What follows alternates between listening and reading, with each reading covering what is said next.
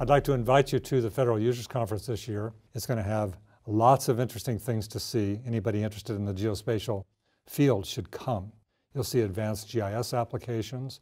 You'll see what's going on in all kinds of agencies, both on the civilian side and in the defense and intel side. It'll also cover a wide breadth of what Esri is doing in the technology area. Measuring tools, data management tools, tools for visualization and advanced analytics, machine learning, imagery. All of these are advancing. And finally, what's advancing is a new architecture. It's emerging across the federal government, which is based on web services, building a kind of nervous system for our nation so that we're more responsive, being able to support faster and better decision-making in real time.